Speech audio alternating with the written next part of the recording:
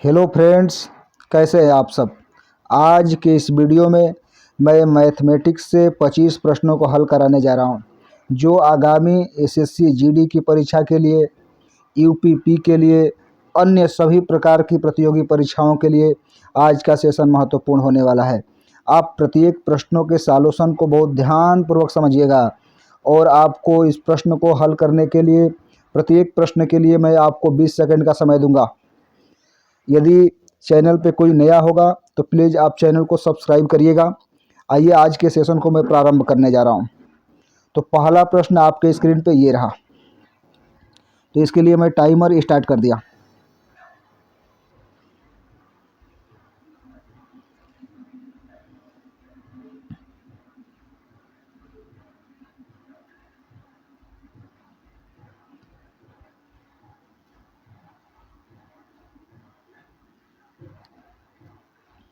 चलिए देखिए, question number first का आंसर आपने क्या बना के रखा है, आप मिलाइए इसको डायरेक्ट आप बनाएंगे तो यहाँ 10 सीपी यानी 10 सीपी बराबर 7 एसपी हो जाएगा। विक्रय मूल्य सेलिंग प्राइस हुआ। अब इसको हल करेंगे तो ये सीपी बटा में एसपी बराबर 7/10 हो गया। तो सीपी 7 आई एसपी 10। तो यहाँ पे आपको प्रॉफिट कितने का हो गया? 3 का प्रॉफिट हो गया। आपको 3 का प्रॉफिट हुआ। अब आपसे लाभ या हानि प्रतिशत पूछ रहा है, तो यहाँ लाभ हो रहा है, लाभ परसेंट आप निकालेंगे तो ये 3/7 गुणते 100% होगा। तो ये 300/7 हो जाएगा। तो इसको आप हल कराएंगे 300/7%। इसको हल कराएंगे तो 7 चौक 28 और 7 दूनी के 14। तो लगभग 42% इस नंबर का आंसर बन रहा है, यानी ऑप्शन नंबर बी 42% का लाभ। 42% का लाभ। क्लियर। चलिए क्वेश्चन नंबर 2 को आप सभी हल करें। Question number 2। चलिए क्वेश्चन नंबर 2 के लिए मैं टाइमर स्टार्ट कर दिया।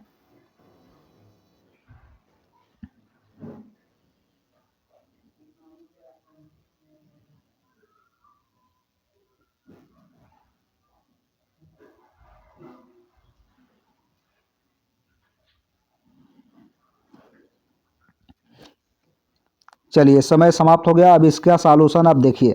मात्र ये 2 सेकंड का प्रश्न है।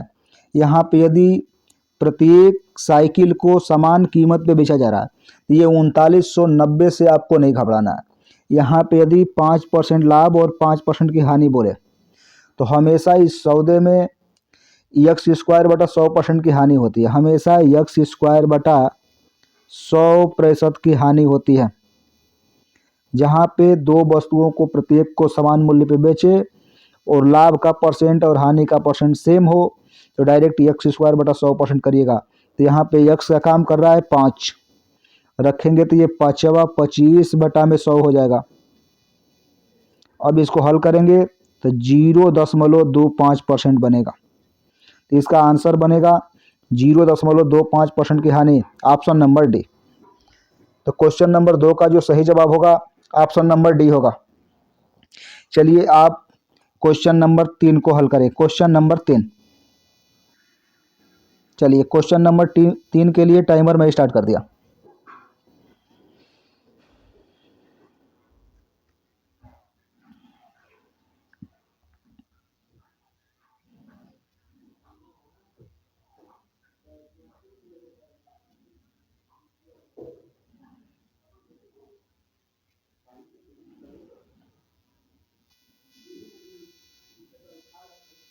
चलिए समय समाप्त हो गया। अब इसका आप सॉल्यूशन देखिए। ए 4 किलोमीटर प्रति घंटे की चाल से पैदल चलता है। उसके 4 घंटे बाद बी साइकिल द्वारा 10 किलोमीटर प्रति घंटे की चाल से उसके पीछे चलता है। तो प्रारंभिक स्थान से कितनी दूरी पर बी ए को पकड़ लेगा। अब यहाँ से ए चला तो 4 घंटे में चल के यहाँ पे आ गया। तो ए 4 किलोमीटर पर घंटा चल रहा है तो 4 घंटे में कितना चला होगा? 16 किलोमीटर। 16 किलोमीटर चला होगा। अब ए यहाँ पे आ गया, बी यहाँ पे है। आपको ए बी का चाल दिया है। एक ही दिशा में दोनों चल रहे हैं, तो यहाँ पे आप सापेक्ष चाल निकाल दीजिए कितना होगा। सापेक्ष चाल यहाँ पे निकालेंगे तो एक ही दिशा में चालें घटती हैं और विपरीत दिशा में चालें जुड़ती हैं। तो 10 और 4 का डिफरेंस लेंगे तो ये बनेगा 6 किलोमीटर प्रति घंटा। तो 6 किलोमीटर प्रति घंटा इनका सापेक्ष चाल हुआ। तो इस दूरी को इस यहाँ से लेके इस दूरी को काटने में कितना समय लेगा, तो ये सबसे पहले समय निकालिए कि आखिर में समय कितना बनेगा। तो समय निकालेंगे तो ये दूरी बटा चाल हो जाएगा, तो ये 8/3 बनेगा। तो 8/3 घंटे दौड़ रहा है बी। तो आपसे दूरी पूछा जा रहा है, तो दूरी यहाँ पे निकालेंगे, दूरी निकालेंगे तो बी का चाल देखिए कितना दिया है, 10 दिया है। तो 10 गुणते 8/3 कर देना, तो ये 80/3 हो जाएगा। अब इसको काटेंगे, 3 दूनी के 6, 3 6 18, 3 6 18, 3 6 18, इस तरह से नंबर जा रहा। तो ये आपका आंसर सही होगा, ऑप्शन नंबर डी 26.7। क्लियर। तो क्वेश्चन नंबर 3 का जो सही जवाब होगा वो 26.7 किलोमीटर होगा। चलिए क्वेश्चन नंबर 4 को आप सभी हल करिए। क्वेश्चन नंबर 4, क्वेश्चन नंबर 4,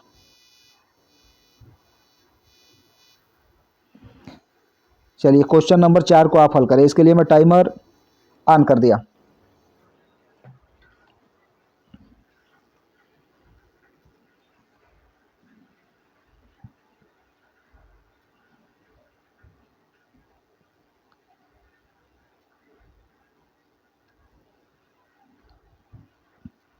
चलिए समय समाप्त हो गया। अब इसके सॉल्यूशन को देखिए। ये प्रश्न मात्र 2 सेकंड का है। आपको केवल कॉन्सेप्ट रेलगाड़ी का आना चाहिए। अब 2 रेलगाड़ियां एक ही दिशा में चल रही हैं, एक ही दिशा में जो सापेक्ष चाल होती हैं वो घटता है, सापेक्ष चाल घटता है। अब धीमी गति में एक व्यक्ति बैठा हुआ, तो आप सभी को पता होना चाहिए कि कोई भी रेलगाड़ी किसी आदमी को पार करे, बिंदु को पार करे, किसी खंभा को पार करे, तो खुद अपनी लंबाई के बराबर दूरी तय करती है। अब यहाँ पे एक व्यक्ति बैठा हुआ है, तो ये व्यक्ति को ही पार करेगा। जो तेज रेलगाड़ी है वो व्यक्ति को पार करेगा, यानी अपनी खुद के लंबाई के बराबर दूरी तय करेगा। तो पूछ रहा है कि तेज गति वाली रेलगाड़ी की लंबाई कितनी है। अब प्रश्न को आप हल कर दीजिए। आपको यहाँ दूरी बताना है। तो दूरी बराबर होता है, दूरी बराबर जो सूत्र बनेगा वो चाल गुणे समय बनेगा। तो यहाँ पे चाल सापेक्ष चाल निकालेंगे तो सापेक्ष चाल घटेगा। यहाँ पे सापेक्ष चाल इनका निकालेंगे तो सापेक्ष चाल घट जाता, एक ही दिशा में चालें घटता। तो ये आप घटाएंगे 58 में से 30 को, तो ये मिलेगा 28 किलोमीटर पर घंटा। क्लियर। अब इसमें आप गुणा करिए तो ये 28, अब इसको मीटर पर सेकंड में बदलिए, कहें कि यहाँ सेकंड दिया तो 5/18 से गुणा करना पड़ेगा। गुणे यहाँ 18 सेकंड दिया। इस चाल को जो किलोमीटर पर घंटा में दिया, इसको मीटर पर सेकंड में बदलने के लिए 5/18 से गुणा, यहाँ 18 सेकंड दिया। अब इससे ये कट गया। अब 5/40 को 0 4 5 10 14। तो जो तीव्र गति की रेलगाड़ी है उसकी लंबाई है 140 मीटर। तो आपका आंसर बनेगा ऑप्शन नंबर डी। चलिए क्वेश्चन नंबर 5 को आप सभी हल करें। क्वेश्चन नंबर 5, क्वेश्चन नंबर 5 के प्रश्न को मैं पढ़ दे रहा हूं, इसके बाद टाइमर मैं स्टार्ट करूंगा। 32 लीटर एल्कोहल के विलयन में 12% जल था।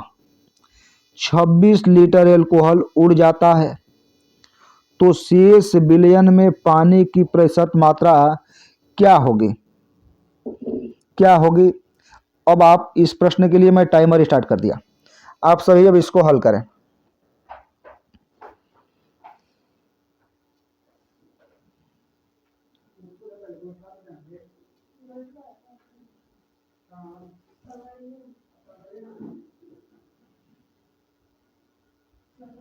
चलिए आप इसके सॉल्यूशन को देखिएगा। समय समाप्त हो गया है।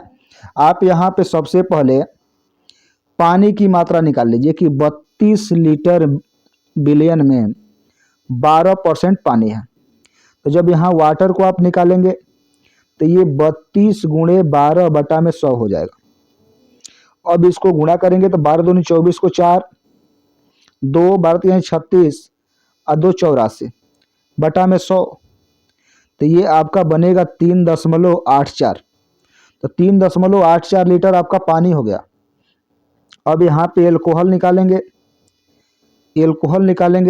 तो ये 32 में से 3.84 माइनस करना पड़ेगा।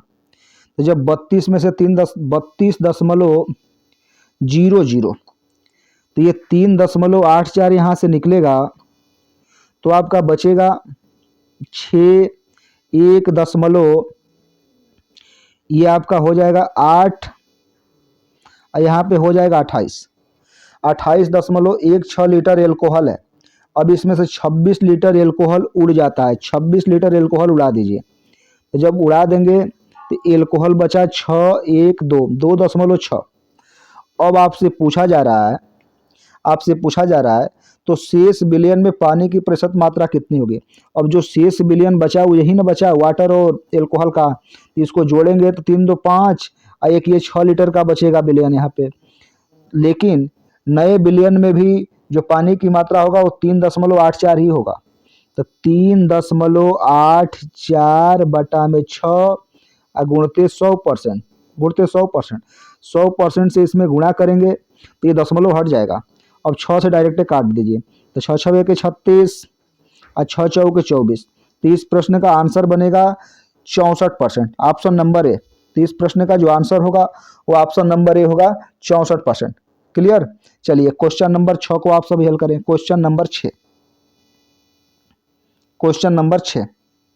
तो क्वेश्चन नंबर 6 कह रहा है कि नवीन का 8 महीने का औसत मासिक खर्च 210 रुपया है तथा अगले 4 महीने का 250 रुपया है। यदि उसने उस वर्ष 1500 रुपये की बचत की तो उसकी मासिक औसत आय क्या है। अब इस प्रश्न के लिए मैं टाइमर स्टार्ट कर रहा हूं, आप सभी इसको हल करें। मैं टाइमर स्टार्ट कर रहा हूं।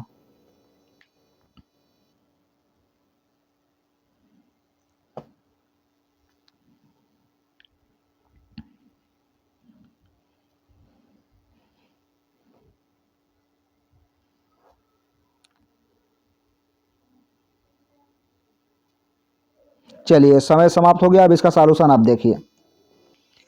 8 महीने का औसत यहाँ पे 210 दिया तो आप डायरेक्ट 8 गुणते 210 कर दीजिए। यहाँ प्लस करिए, यहाँ 4 महीने के लिए माइनस नहीं है, यहाँ 4 महीने तो ये बनेगा 4 गुणते 250। क्लियर। अब यहाँ ये आपका कुल उसका आय तो निकला लेकिन 1500 रुपया वो बचत कर रहा है, तो इसमें 1500 को भी आप जोड़ दीजिए, 1500 भी को जोड़ दीजिए। तो जोड़ेंगे तो ये बनेगा 0, ये बनेगा 8, या बनेगा 8 दूनी 16, ये प्लस बनेगा 25 चौके 100 1000। ये बनेगा यहाँ पे जो बचत था इसको भी जोड़ दीजिए। अब उस व्यक्ति का जो कुल आय हुआ सभी नंबरों को आप जोड़िए तो ये 2500 हो गया, ये 4180। तो 4180 आपका एक वर्ष का उसका आय हो गया। अब आपसे यहाँ मासिक औसत आय पूछ रहा है, तो जब मासिक पूछेगा तो इसमें 12 से आपको भाग करना पड़ेगा। अब इसको हल करेंगे तो ये बनेगा 12 तिहाई 36, 12 तिहाई 36। अब यहाँ पे बचा है आपका 5, तो ये 12 चौक 48। अब ये 100 हो गया, 12 बटे 96.33। तो ये बनेगा ऑप्शन नंबर बी। इस प्रश्न का जो सही जवाब होगा वो ऑप्शन नंबर बी होगा। मैंने कुछ नहीं किया, 8 महीने का औसत 210 दिया तो 8 गुणे 210 कर दिया तो 8 महीने का उसका कुल खर्चा मिल गया। अब 4 महीने में, अगले 4 महीने में 250 के हिसाब से खर्चा कर रहा है तो 4 गुणे 250 कर दीजिए तो 4 महीने खर्चा मिलेगा। ये कुल खर्चा में यदि बचत को जोड़ दीजिए तो आय बनता है। एक वर्ष का इसका कुल आय बना 4180। अब आपको यहाँ मासिक औसत आय पूछ रहा है तो 12 से भाग कर दीजिए आप, तो ये मिलेगा 348.33, ऑप्शन नंबर बी। क्लियर। चलिए आप सभी क्वेश्चन नंबर 7 को हल करें। क्वेश्चन नंबर 7, खाद्य पदार्थ का मूल्य 10% बढ़ जाता तथा अन्य उपभोक्ता की वस्तुओं का मूल्य भी 15% बढ़ जाता है। यदि किसी कर्मचारी का खाद्य पदार्थ अन्य उपभोक्ताओं की वस्तुओं पर खर्च का अनुपात 2:5 हो और उसका वर्तमान वेतन 3500 रुपया हो, तो उसके वेतन में कितनी वृद्धि होनी चाहिए ताकि वह पहले स्तर पर ही उपभोग कर सके, पहले स्तर पर भी उपभोग कर सके। आप इस प्रश्न को बनाइएगा। चलिए इस प्रश्न को आप सभी हल करें। यहाँ पे ऑप्शन नंबर डी लिखा है 475। ऑप्शन डी है 475। आप इसको हल करें, इस प्रश्न को आप हल करें। इसके लिए मैं टाइमर स्टार्ट कर दिया। प्रश्न भले आपको लॉन्ग लग रहा होगा, लेकिन इसका सॉल्यूशन बहुत छोटा है। यदि चैनल पे कोई साथी नया होगा तो प्लीज आप चैनल को सब्सक्राइब जरूर करिएगा।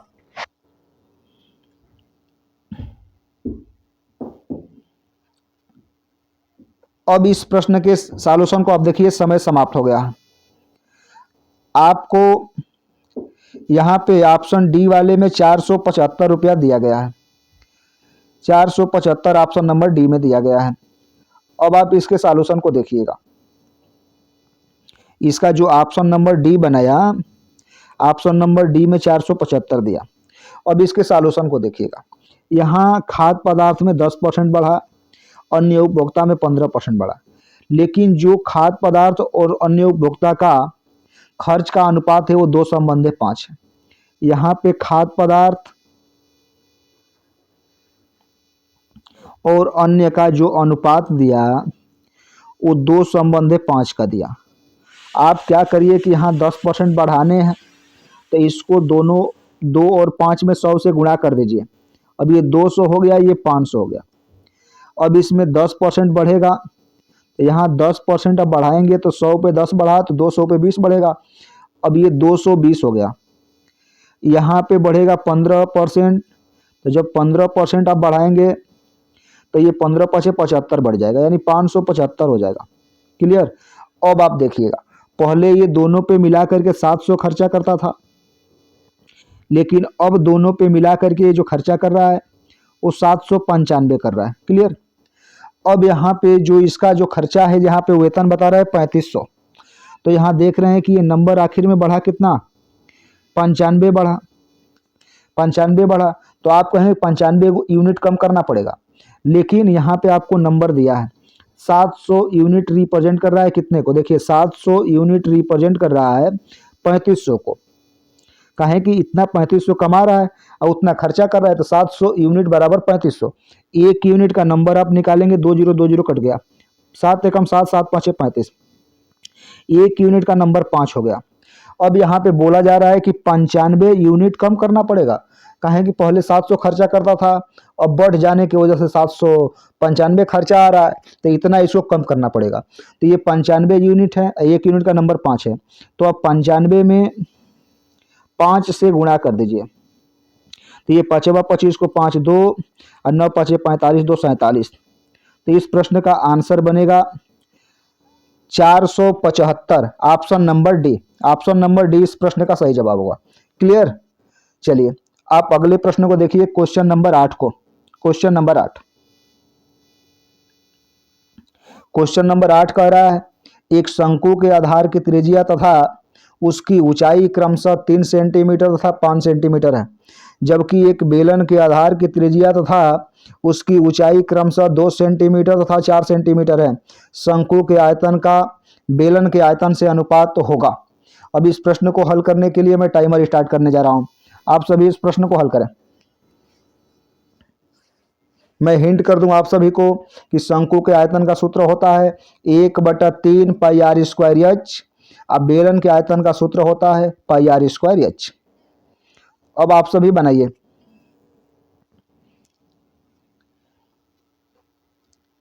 चलिए इस प्रश्न को के सॉल्यूशन को आप देखिए, समय समाप्त हो गया यहाँ पे। अब यहाँ पे शंकु के आयतन का सूत्र और बेलन के आयतन का सूत्र आपको आना चाहिए। अब शंकु के आयतन का सूत्र होता है 1/3 पाई आर स्क्वायर एच। अब बेलन का जो होता है आयतन का सूत्र वो होता है पाई आर स्क्वायर एच, ये होता है। अब इसको आप बनाएंगे तो यहाँ पे शंकु का डाटा दिया है कि इसकी त्रिज्या 3 है और ऊंचाई 5 है। तो इस नंबर में रखिए, फार्मूले में रखिए, तो 1/3 गुणे पाई गुणे ये 3 है तो 3 का स्क्वायर अर्थात 9 हो गया, गुणे एच का नंबर 5 दिया, अनुपात का साइन दे दीजिए। यहाँ पाई गुणे आर का नंबर बेलन का 2 दिया, तो ये 2 दूनी के 4 हो जाएगा, गुणे एच का नंबर 4 दिया, ये 4 हो गया। ये पाई से पाई कट गया, 3 एकम 3 तितली के 9, तो ये 15 संबंधे 16 हो गया। तो इस प्रश्न का जो आंसर बनेगा वो 15 संबंधे 16 बनेगा। क्लियर? तो इसका सही जवाब होगा ऑप्शन नंबर सी, 15 संबंधे 16। चलिए क्वेश्चन नंबर 9 की तरफ मैं चल रहा हूँ। क्वेश्चन नंबर 9 को आप सभी हल करें। चलिए क्वेश्चन नंबर 9 के लिए मैं टाइम स्टार्ट कर दे रहा हूँ। क्वेश्चन नंबर 9 को आप सभी हल करें।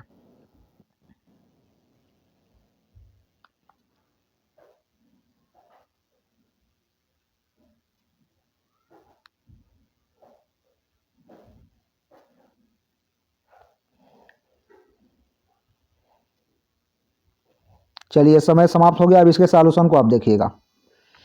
एक वर्ग का क्षेत्रफल 32 सेंटीमीटर लंबाई वाले एक आयत के क्षेत्रफल के बराबर है। आयत का परिमाप 80 सेंटीमीटर है।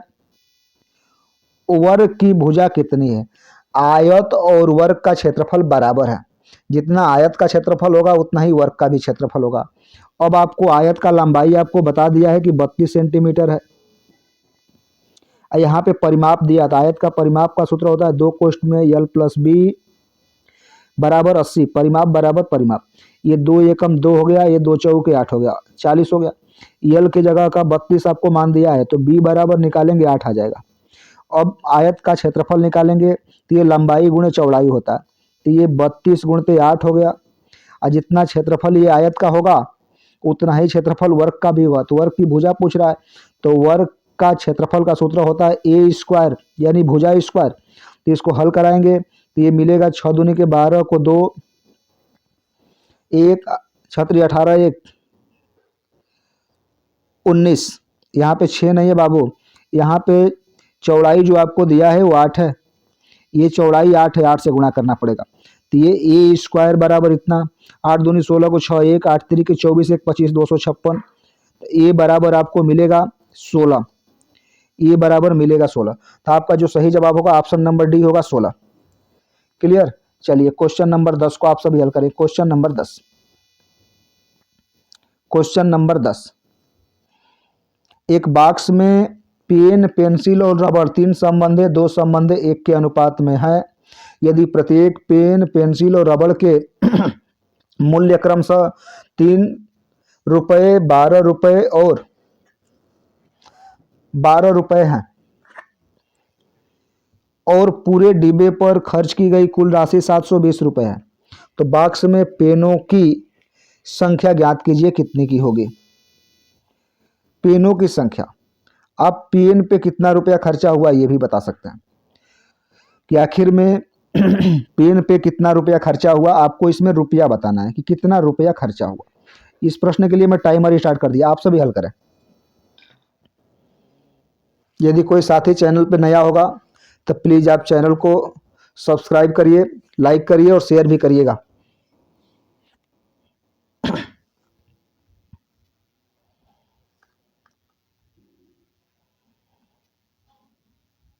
चलिए समय समाप्त हो गया। अब इसके सॉल्यूशन को देखिए कि यहाँ पे पेनों पर कितना रुपया खर्चा किया, संख्या नहीं बताना है, कितना रुपया खर्चा किया, पेन पे कितना रुपया खर्चा किया ये बता देना है आपको। अब यहाँ पे आपको दिया 3, 2, 1 के अनुपात में ये है, तो यहाँ आप देख रहे हैं पेन, यहाँ पे पेंसिल, यहाँ पे रबड़, ये आपको दिया गया है। तो ये 3 है, 3 पेन है, 1 का 3 रुपया है, तो तितली के 9 रुपया बनेगा पेन का। यहाँ 2 पेंसिल है, 1 पेंसिल का दाम है 12 रुपया, तो 12 दूनी के 24 रुपया बनेगा। यहाँ पे रबड़ 1 है, 1 रबड़ का रेट है 12 रुपया, तो यहाँ 12 रुपया बनेगा।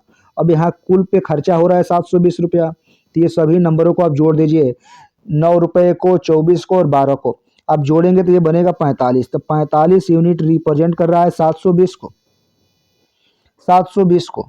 तो एक यूनिट का जो नंबर बनेगा वो 9 5 45 और 9 8 72, 5 एकम 5 और 5 6 30। एक यूनिट का नंबर मिला 16। जब एक यूनिट का नंबर आपको 16 मिला तो पेनों पर खर्च किया गया रुपया पूछा जा रहा।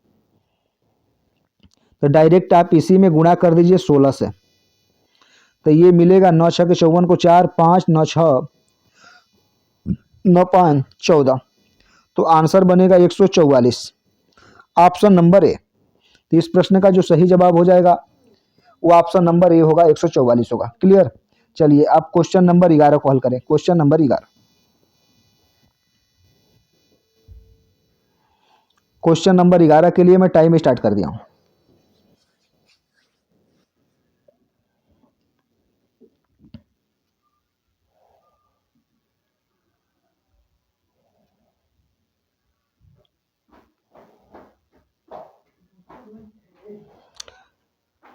चलिए समय समाप्त हो गया। अब इसके सॉल्यूशन को आप देखिएगा। ये प्रश्न कह रहा है कि कंपनी यक्स द्वारा वर्ष 2001 में वर्ष 2 की अपेक्षा निर्मित वाहनों की संख्या कितना प्रतिशत कम है। 2001 में और 2002 की अपेक्षा कितना परसेंट कम है, और पकड़ना है आपको यक्स को। ये नंबर आपको उठा के दे दिया है, 2001 में यक्स का कितना 46, वाई कितना 90, इस तरह का वाहनों का दे दिया। अब यहाँ पे 2001 में देखिए कि यक्स कितना 46 है, और यहाँ 2002 में कितना है तो 50 है। तो आखिर में ये कितना कम है, 4 कम है। अब इसी को रेट बताना है, 4 कम है 50 पे, बड़े वाले नंबर पे कम होता है, गुणे 100%। ये 50 दूनी के 100, 4 दूनी के 8%। तो इसका आंसर जो बनेगा वो 8% का बनेगा। तो इस प्रश्न का जो सही जवाब बनेगा वो 8% बनेगा, कि 8% कम हो गया। चलिए अगले प्रश्न को आप हल करें, क्वेश्चन नंबर 12 को। क्वेश्चन नंबर 12 को हल करने के लिए मैं टाइमर स्टार्ट करने जा रहा हूं। यहाँ पे आप सभी बनाए हैं, ये मुश्किल से 2-3 सेकंड का प्रश्न है।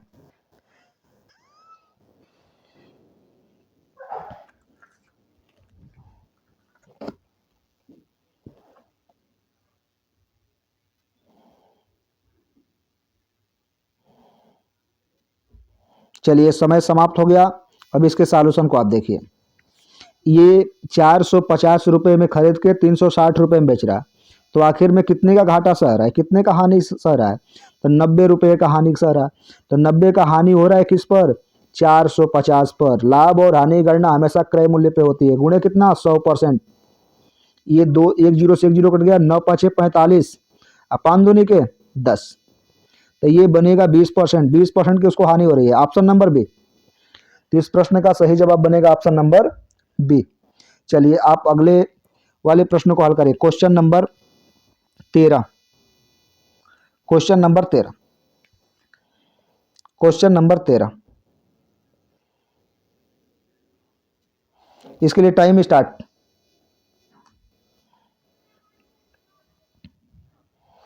उस समबाहु त्रिभुज का क्षेत्रफल ज्ञात कीजिए जिसकी भुजा 114 सेंटीमीटर 114 सेंटीमीटर है। अब समबाहु त्रिभुज का क्षेत्रफल जिसको पता होगा वो तो इस प्रश्न को हल कर लेगा, लेकिन नहीं पता होगा आप इस प्रश्न को छोड़ के चले आओगे। आप यहाँ पे ध्यानपूर्वक इस प्रश्न के सॉल्यूशन को देखिएगा कि समबाहु त्रिभुज का जो क्षेत्रफल होता है, समबाहु त्रिभुज का क्षेत्रफल का जो सूत्र होता है √3/4 गुणे भुजा स्क्वायर होता है, भुजा का स्क्वायर। आपको भुजा यहाँ दे ही दिया है, तो ये बनेगा √3/4 गुणे 114 गुणे 114। 4 से काटेंगे, 4 एकम 4, 4 दूनी के 8, ये आपका कितना, तो 4 से नहीं कटेगा, 2 से आप काट लीजिए, 2 दूनी के 4, इसको काटिए, 2 5 10 और 2 7 14, ये 57 बनेगा। फिर 2 से काटिए, 2 5 10, 2 7 14, तो ये 57 में 57 का गुणा करेंगे तो 7 से 50 से 7 अधिक है, 7 7 49 हो गया। 57 में 7 जोड़ेंगे तो आपका नंबर बनेगा 64 आधा 32, यानी 3249 करणी में 3। तो इसका आंसर बनेगा 3249 करणी में 3। Option number A. ये ऑप्शन बनाते समय मिस्टेक किया गया है, ये 3249 लिखा है, इसके आगे करणी में 3 रहेगा, ये बनेगा सही ऑप्शन। क्लियर। तो ऑप्शन नंबर बी, यदि आपने 3249 करणी में 3 बनाया था तो आपका आंसर बिल्कुल सही है। चलिए क्वेश्चन नंबर 14 को आप सभी हल करें। क्वेश्चन नंबर 14, क्वेश्चन नंबर 14 के लिए मैं टाइमर स्टार्ट कर दिया। आप सभी इस प्रश्न को हल करें।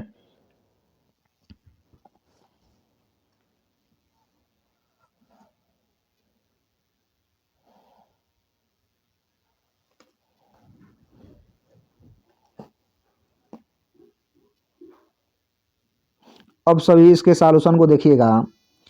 ये बोल रहा है कंपनी यक्स और कंपनी वाई के बीच उत्पादन का अंतर दिए गए वर्षों में किस वर्ष सबसे कम था, सबसे कम किस वर्ष में था। आप यहाँ यक्स और वाई के बीच में देखिए, तो इसमें कितने का अंतर है। आप देख रहे हैं कि अंतर इसमें जो जा रहा है वो आपका अंतर हो रहा है 44 का अंतर हो जा रहा है, कि 44 का अंतर है। इसमें आप देख रहे हैं ज़्यादा ही का अंतर है, यानी 26 का अंतर है इसमें। इस वाले में आप अंदर देख रहे होंगे तो 2, ये आपका 28 का अंतर है। इस वाले में अंतर देखते होंगे तो 9 5 14 सबसे कम इसी में है। 2004 वाले में देखिए, इसमें भी अंतर ज़्यादा है, इसमें भी अंतर ज़्यादा है। तो इसका जो सही जवाब बनेगा ऑप्शन नंबर सी बनेगा। दोनों में केवल अंतर देख लीजिए कि सबसे कम किस में है, किस में था, तो 2004 में था। ऑप्शन नंबर सी बनेगा। चलिए क्वेश्चन नंबर 15 को आप सभी हल करें। क्वेश्चन नंबर 15,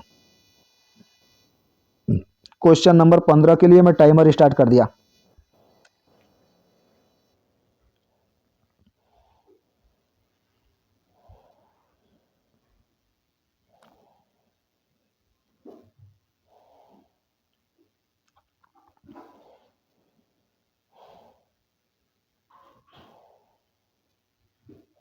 चलिए आप इसके सॉल्यूशन को देखिएगा कि इसका सॉल्यूशन कितना बनेगा।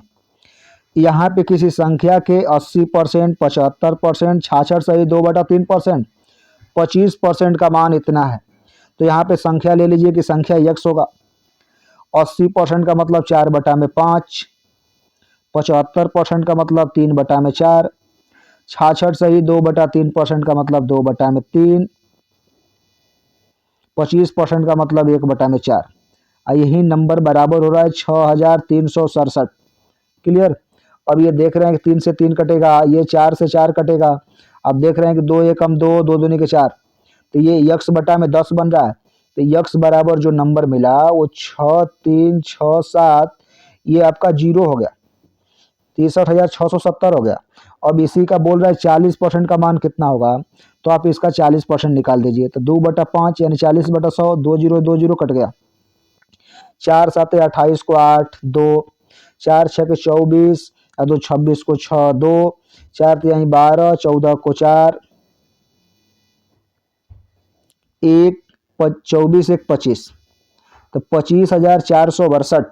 तो इस प्रश्न का जो सही जवाब बनेगा वो 25,462 बनेगा। क्लियर। चलिए आप क्वेश्चन नंबर 16 को हल करें। क्वेश्चन नंबर 16,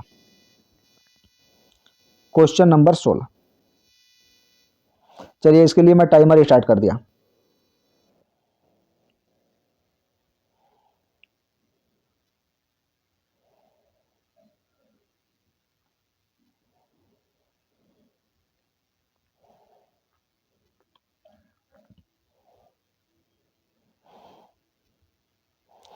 अब इसके सॉल्यूशन को आप देखिएगा। कह रहा है कि दिए गए वर्षों में दोनों कंपनियों के कुल उत्पादन में अंतर कितना है।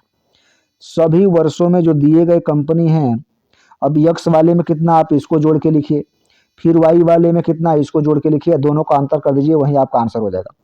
तो आप यक्स वाले नंबर को जोड़िएगा, तो 3 6 9 1 10 18 18 24 को 4, दो, ये 6, 9, 16, 21, 26, 30, 304 हो रहा है यक्स का। अब ये वाले का जोड़िए, 5, 5, 10, 16, 22 को दो, दो मिला, 10, 17, 25, 33, 40, 49। अब देखिए कि इसमें डिफरेंस कितने का हो रहा है। तो 492 में से 304 को आप माइनस कर दीजिए, वही आंसर बनेगा। तो ये 12, 8 हो गया, 8 हो गया, और यहाँ पे आपको 1 मिला। तो 188 ऑप्शन नंबर 20 प्रश्न का सही जवाब होगा, 188।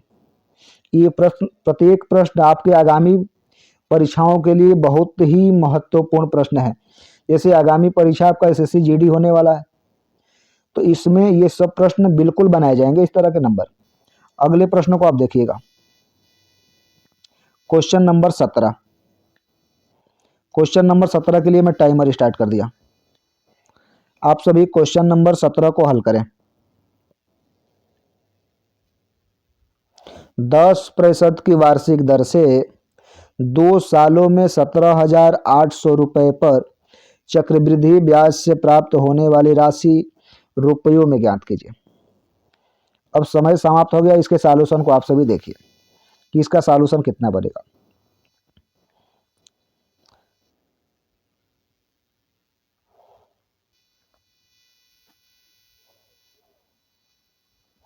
दस परसेंट वार्षिक दर से 17,800, तो इसका फ्रैक्शन लेंगे तो भी हो जाएगा। 10% का फ्रैक्शन कितना बनेगा, 1/10। तो ये आपका मूलधन हो गया, ये आपका ब्याज हो गया, सीआई हो गया। अब ये यहाँ पे मूलधन, अब मूलधन में ब्याज जुड़ेगा तो मिश्रधन हो जाएगा। अब ये एक बार 2 बार ब्याज लगेगा, तो ये 10 हो गया, ये 11 हो गया, ये 10 हो गया, ये 11 हो गया, ये 100 बनेगा, ये 121 बनेगा। तो आपसे मिश्रधन पूछ रहा है, 121 यूनिट का नंबर पूछ रहा है। अब यहाँ 100 यूनिट दिया, तो ये 100 यूनिट रिप्रेजेंट कर रहा है 17,800 को। तो ये 2 जीरो कट गया, 1 यूनिट का नंबर निकला 178। आपको 121 में गुणा करा देना है, वही आपका आंसर हो जाएगा। तो 178 में 121 का गुणा कर दीजिए। तो गुणा करेंगे, 8 एकम 8 हो गया। डायरेक्ट ही मैं इसका गुणा कर दूँ तो ये 1 से 7 में करेंगे, 7 हो गया, 8 दूनी के 16। तो 16 और 7 23 को 3 हो गया, 2 बचा। फिर 1, 8 1 9, 9 2 11, 11 और 14, 25 को 5, 2 मिला। आप देख रहे हैं कि 538 इधर लास्ट में है और किसी में 538 नहीं हो रहा, तो ये आपका नंबर आंसर हो जाएगा। नहीं तो आप गुणा करना चाहते हैं तो गुणा कर लीजिएगा, आपका आंसर मिलेगा 21,538। क्लियर। चलिए अगले प्रश्न को आप हल करें, क्वेश्चन नंबर 17। क्वेश्चन नंबर 17 बहुत ही आसान प्रश्न है। क्वेश्चन नंबर 17 हल करिए इसको।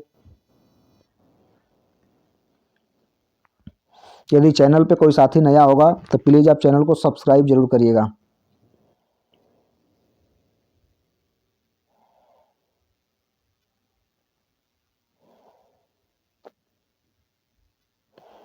चलिए इसके सॉल्यूशन को देखिए, मात्र 5 सेकंड का ये प्रश्न है। यहाँ पे 225 का वर्गमूल 15 बनेगा, आप इसमें जोड़ेंगे तो ये 81 हो जाएगा। 81 का वर्गमूल यहाँ पे 9 निकलेगा, 9 इसमें जोड़ेंगे तो ये 16 हो जाएगा। 16 का वर्गमूल निकालेंगे 4, आके इसमें जुड़ेगा, ये 1225 हो जाएगा। अब 1225 का जो वर्गमूल होता है वो 35 होता है, तो इसका जो आंसर बनेगा वो ऑप्शन नंबर सी बनेगा। क्लियर। चलिए अगले वाले नंबर को हल करें आप सभी, क्वेश्चन नंबर 19। क्वेश्चन नंबर 19 को हल करिए, टाइमर में स्टार्ट कर दिया।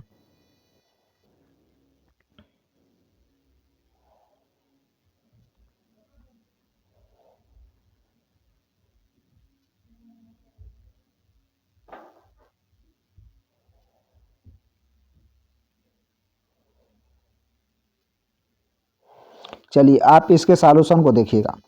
आप सभी को पता है कि इसमें बोडमास रूल लगाना पड़ेगा। सबसे पहले आपको ब्रैकेट को हल करना पड़ेगा। अब ब्रैकेट को हल करेंगे, देखिए 0 से 0 तो 1 कट गया, 9 बचा। अब यहाँ से लेकर के यहाँ तक के ब्रैकेट को हल करेंगे, तो 12 से काटेंगे इसको, तो ये 12 दूनी के 24, अब 12 5 60, 25 हो गया।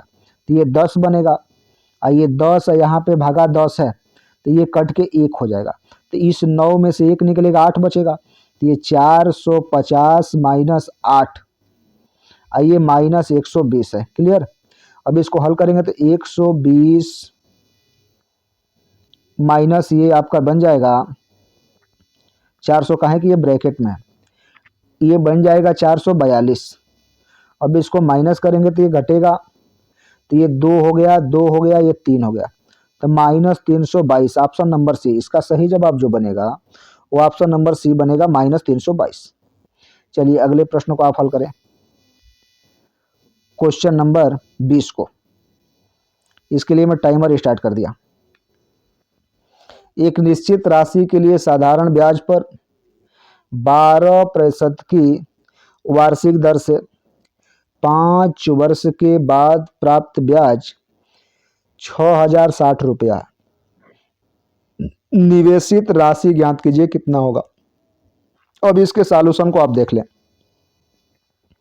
यहाँ पे 12% वार्षिक बोला, अब 5 वर्ष के लिए बोला, तो यदि दर में समय का गुणा कर दीजिए कुल ब्याज मिलेगा। 12 पचे 60, तो 60% आपका ब्याज हो गया।